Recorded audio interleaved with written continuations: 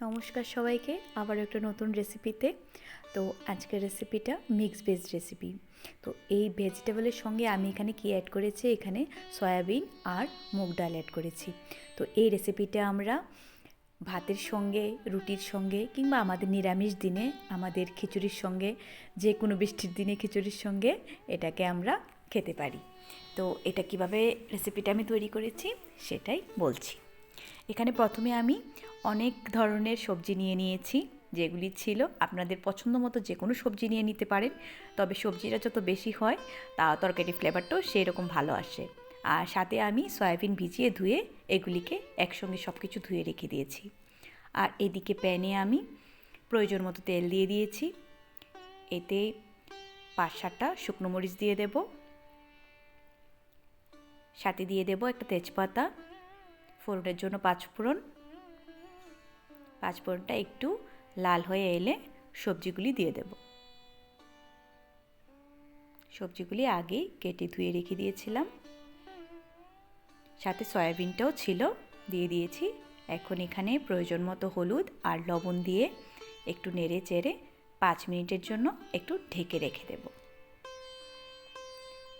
সবজিটা সিদ্ধ হয়ে এলে সবজিটা কমে আরও নিচে নেমে যাবে। এই যে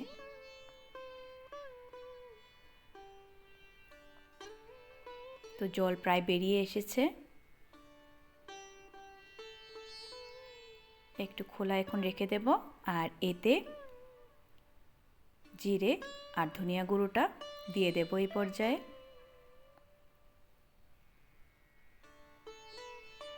একটু নেড়ে চেড়ে আবার 5 মিনিটের জন্য রেখে দেব। ঢাকার দরকার নেই এখন, কারণ জল ছেড়ে দিয়েছে সবজি থেকে, একটু সবজিটা যেন ড্রাই হয়ে যায়। তো এখানে আমি এক টুকরো আদাকে এখানে কুড়িয়ে দিচ্ছি, আপনারা চাইলে অবশ্যই পেস্ট করেও দিতে পারেন, 1/2 টেবিল স্পুন আদা।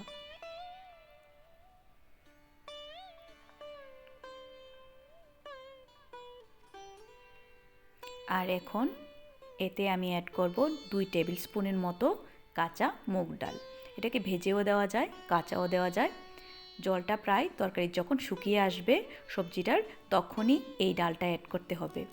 কারণ যদি আমরা প্রথমে সবজির সঙ্গে ডালটা দিয়ে দিই তাহলে ডালটা গলে যাবে একদম। তো এই জন্য একটু দানা দানা ভাবটাও থাকবে। তো জলটা শুকিয়ে এলে ডালটা ইউজ করলে এভাবে তো ডালটা ঠিক থাকবে। আর এখানে সামান্য পরিমাণ, 1 চুটকি পরিমাণ চিনি দিয়ে দেব। টেস্টটাও ভালো আসবে, ফ্লেভারটা ভালো আসবে, সবজির কালারটাও সুন্দর হয়। তো এরপর 2 মিনিটের মতো একটু নেড়ে চেড়ে ধনিয়া পাতা কুচি দিয়ে নামিয়ে নিয়ে হয়ে গেল। খুবই সহজ, যে কেউই বানাতে পারবে, খুবই সিম্পল একটা রেসিপি।